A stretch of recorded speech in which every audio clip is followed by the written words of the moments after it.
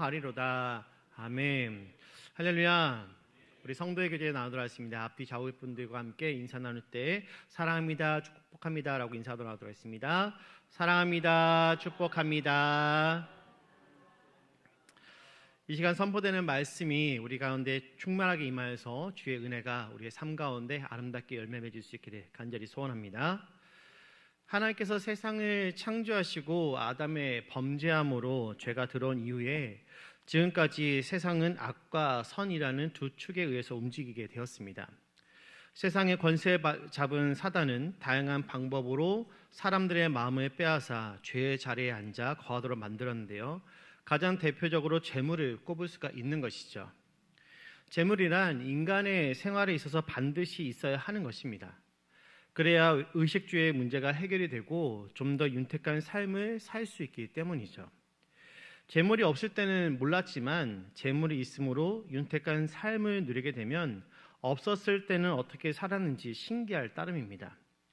저도 오랜 세월을 살지는 않았지만 간혹 핸드폰도 없었던 시절을 저희 아들에게 들려주면은 그 모습이 정말 호랑이 담배 피던 시절을 보듯이 그렇게 이야기를 듣곤 합니다.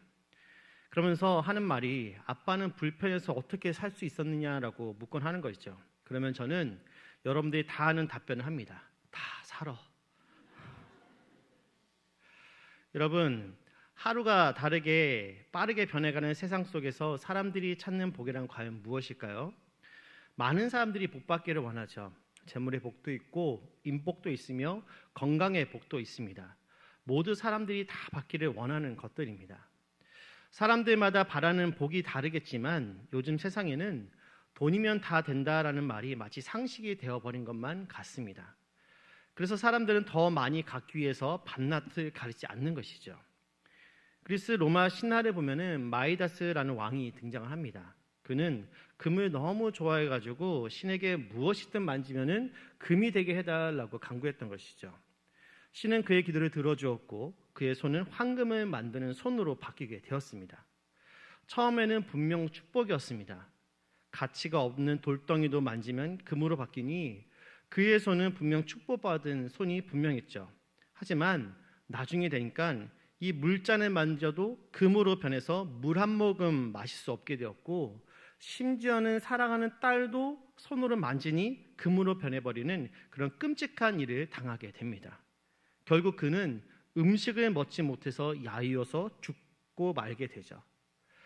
잠시 사람들이 따르는 대표적인 복으로 재물을 이야기했지만 그 외에도 사람들은 다양한 복을 바라면서 그것을 얻기 위해 부단히도 노력하는 것을 우리는 이미 잘 알고 있습니다. 이는 곧 어디에 당신의 마음을 두고 사느냐, 어디에 당신은 뿌리를 내리고 있느냐를 반증하고 있기도 하는 것이죠. 식물이 어디에 뿌리를 내리느냐는 살고 죽고의 문제를 결정하는 아주 중요한 것입니다. 그래서 예수님도 씨 뿌리는 자의 비유를 통해 다른 것이 아닌 옥토의 뿌리를 내리는 것이 중요함을 가르쳐 주셨고 이러한 자들은 풍성한 열매를 거두게 될 것을 또한 말씀하셨던 것이죠. 오늘 본문에서도 하나님은 동일하게 우리에게 대답해 주십니다. 이 시간 말씀을 통하여서 저와 여러분들의 삶이 시냇가의 나무같이 풍성한 삶을 영위하면서 이를 통해 아름다운 열매를 많이 맺을 수 있기를 간절히 소원합니다. 오늘 시편의 저자는 복 있는 사람에 대해서 이렇게 정의하는데요. 우리 본문 1절의 말씀을 함께 읽겠습니다. 1절입니다. 시작. 복 있는 사람은 악인들의 꾀를 따르지 아니하며 죄인들의 길에 서지 아니하며 오만한 자들의 자리에 앉지 아니하고. 아멘. 여기 보면은 복 있는 사람들이 삼가야 할 것들에 대해서 세 개의 동사와 세 개의 명사 그리고 세 개의 종류의 악인들을 통해 점증적으로 제시를 하고 있습니다. 먼저 세 개의 동사는 따르다, 서다, 앉다입니다. 여기서 따르다라는 것은 어떤 대상을 추종하는 것을 이야기하죠. 다음으로 서다라는 말은 적극적으로 참여한 것을 말하며 앉다라는 것은 주도하는 자리에 있는 것을 이야기합니다. 그러므로 이 세 동사는 악을 행하는 사람들의 그 행동에 점진적으로 발전하고 있는 것을 나타내고 있습니다. 즉 악인은 처음에는 악을 행하는 자를 추종하다가 그 다음에는 자신이 악에 적극적으로 참여하게 되고 나중에는 자신이 이 악을 주도하는 자리에 나가게 된다는 것이죠. 다음으로 세 개의 명사는 바로 꾀와 길자리입니다. 꾀는 권고, 충고, 방침을 뜻하죠. 그러므로 악인의 꾀를 따른다라는 것은 악인의 충고를 받아들인다는 것을 말합니다. 그리고 길은 가치관이나 생활의 양식을 의미합니다. 따라서 죄인의 길에 선다라는 것은 죄인들의 가치관과 그들의 생활의 양식을 나의 것으로 받아들여서 그들과 하나가 되는 것을 말하는 것이죠. 마지막으로 자리는 확고부동한 위치를 이야기합니다. 즉 악을 꾀하고 주도적으로 이끌어가는 그런 위치를 말하는 것입니다. 끝으로 세 종류의 악인이란 바로 악인과 죄인, 오만한 자입니다. 악인은 복 있는 사람, 즉 의인의 반대 개념으로 하나님을 거역하는 사람을 이야기하죠. 그리고 죄인은 악인들 가운데서도 고의성과 의도성이 두드러진 그런 악인들을 말합니다. 앞에서 말한 악인이 사악한 사람을 막연하게 지칭한 것이었다면 죄인은 적극적으로 또 구체적으로 이 악을 행하는 사람을 말한다라는 그런 차이점이 있는 것이죠. 끝으로 오만한 자는 하나님을 멸시하는 자를 말하는 것입니다.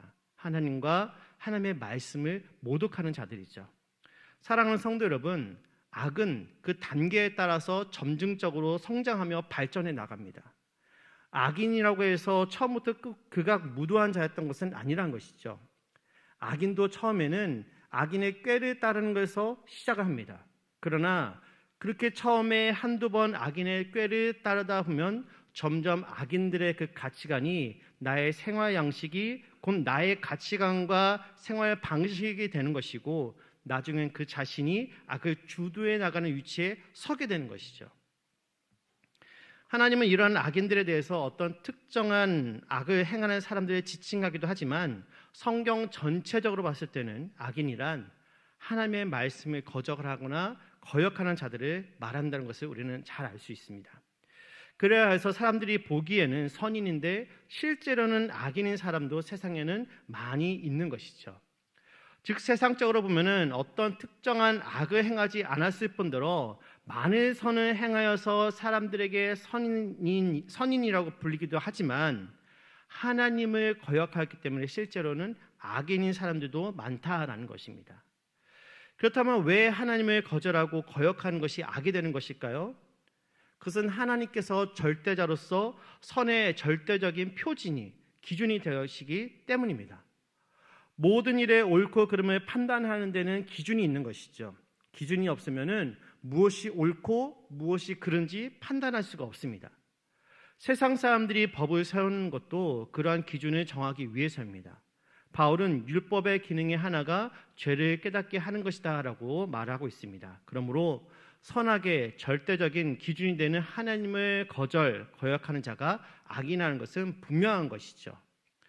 우리가 하나님을 섬기지 않으며 그분의 말씀을 따르지 않는 불신자들을 악인이다라고 부르는 것은 바로 이러한 이유 때문입니다.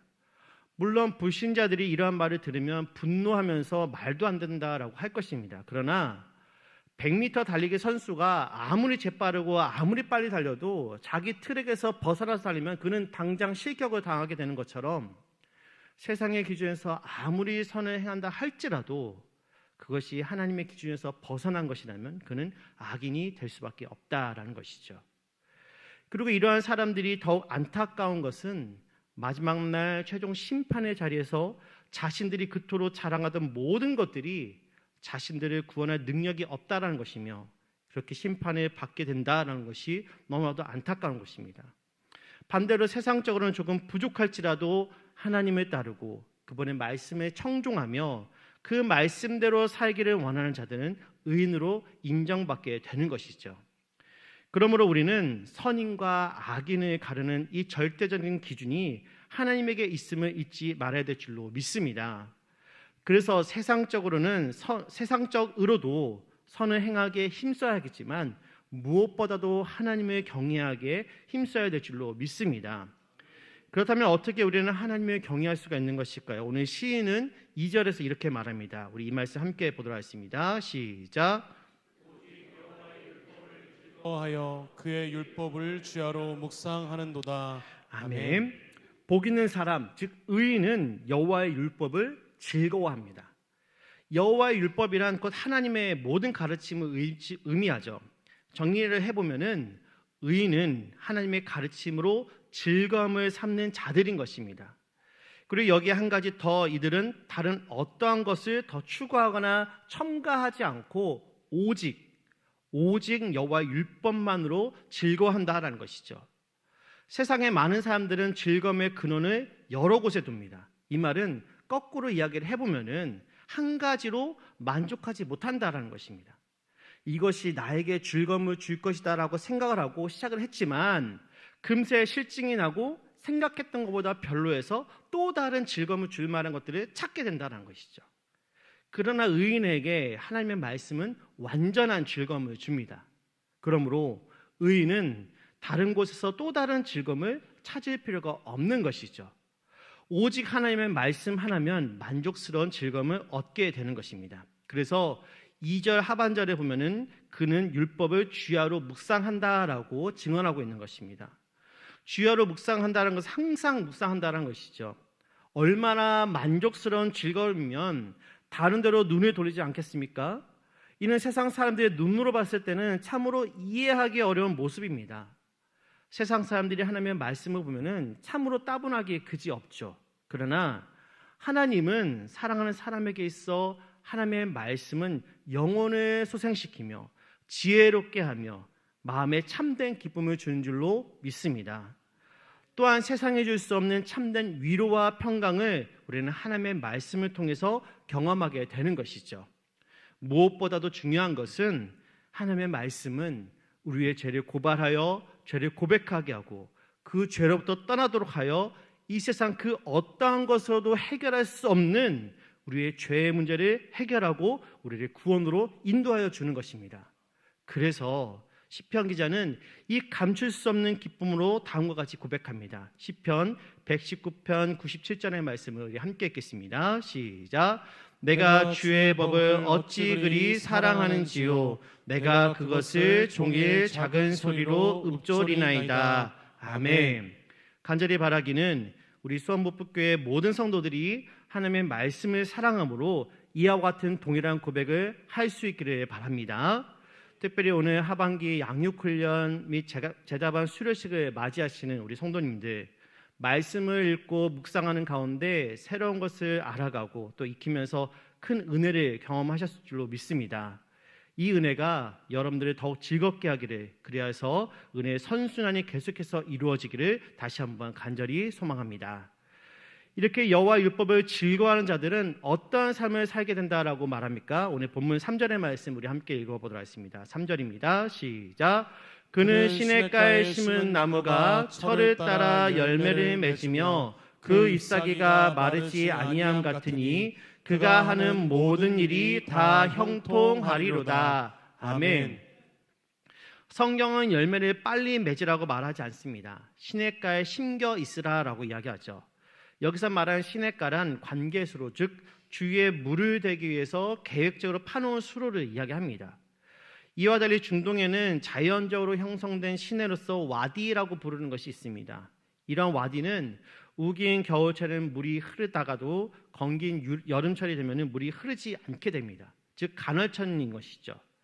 그래서 이러한 와디 주변에 심겨진 나무들은 우기에는 나뭇잎을 내고 싱싱하다가도 건기가 되면 시들어버리기가 일쑤입니다. 또 열매를 제대로 맺지 못하고 설령 열매를 맺는다 할지라도 그 상태가 매우 형편이 없는 것이죠. 그러나 관계수로에는 사시사철 물이 흐르고 있기 때문에 그 주위에 심겨진 나무는 어떠한 상황에서도 그 싱싱함을 유지하며 항상 푸른 잎을 내고 계절에 따라 열매를 맺게 되는 것입니다. 시인은 하나님의 말씀의 삶의 근거를 둔 사람의 삶이 바로 이러하다라고 말하고 있습니다. 하나님의 말씀의 삶의 근거를 둔 사람, 곧 하나님을 의지하는 자는 어떠한 상황 속에서도 열매를 맺는 삶을 살게 된다라는 것이죠. 예레미야를 보면 하나님을 생수의 근원이다라고 말합니다. 그러므로 하나님의 말씀의 삶의 근거를 둔 사람은 어떤 상황 속에서도 싱싱함을 유지하며 열매를 맺는 삶을 살게 되는 것이죠. 그러나 하나님의 말씀이 아닌 다른 무엇의 삶의 근거를 둔 사람은 어떻겠습니까? 마치 와디, 간헐철 주변에 심기운 나무처럼 주변의 상황이나 여건에 따라 민감하게 반응할 수밖에 없는 것입니다. 하나님은 이에 대해서 이렇게 말씀하십니다. 예레미야 17장 5절과 6절의 말씀을 제가 읽어드리겠습니다. 여호와께서 이와 같이 말씀하시니라. 무릇 사람을 믿으며 육신으로 그의 힘을 삼고 마음이 여호와께서 떠난 그 사람은 저주를 받을 것이라. 그는 사막의 떨기나무 같아서 좋은 일이 오는 것을 보지 못하고 광야 간조한 것, 건건한 땅, 사람이 딸지 않는 땅에 살리라. 아멘. 하나님의 말씀에 삶의 근거를 둔 사람은 그 뿌리가 생수의 근원에 닿았기 때문에 더위나 가뭄에 상관없이 언제나 청청할 수 있습니다. 그래서 항상 결실할 수 있는 것이죠. 이처럼 더위나 가뭄을 안 타는 나무, 곧 시련이나 환란에 관계없이 열매를 맺을 수 있는 사람, 그 사람이 진정 복 있는 사람인 것입니다. 물론 인생을 살아가다 보면은 시련이나 환란을 만나지 않을 수 없습니다. 성도는 어찌 보면은 더 많은 시련이나 환란을 당하기도 하죠. 그러나 그럼에도 불구하고 이런 영향에서 성도가 자유로울 수 있는 것은 성도는 하나님의 말씀에 삶의 기반을 둔 자들이기 때문인 줄로 믿습니다. 오늘 시편 기자의 고백처럼 우리 모두가 시냇가, 즉 하나님의 말씀에 뿌리 내림으로 어떠한 환경의 변화 속에서도 흔들리지 않으며 푸르름을 내며 마지막에는 아름다운 열매를 풍성하게 맺을 수 있기를 간절히 소망합니다. 이제 말씀을 정리합니다. 사랑하는 성도 여러분, 오늘 말씀은 복이라는 단어를 다시 정의해 줍니다. 복 있는 사람은 세상이 부러워하는 조건을 가진 사람이 아니라 바로 여호와의 율법을 즐거워하며 그 말씀에 뿌리를 내린 사람이 복 있는 사람이라는 것이죠. 악인의 길은 결국 사라지는 길이고 의인의 길은 생명의 길입니다. 시냇가에 심긴 나무처럼 계절에 따라 열매를 맺으며 어떠한 가뭄 속에서도 푸르름을 유지할 수 있는 인생이 바로 복된 인생인 것입니다. 오늘 이 시간 이 자리에 있는 우리 모두가 말씀 안에 뿌리 내린 사람이 될 수 있기를 간절히 소원합니다. 그래서 우리의 삶이 단순히 말씀을 알고 있는 사람에서 말씀을 근거로 살아가는 사람으로 변화될 수 있기를 다시 한번 간절히 기도드립니다. 함께 기도하도록 하겠습니다.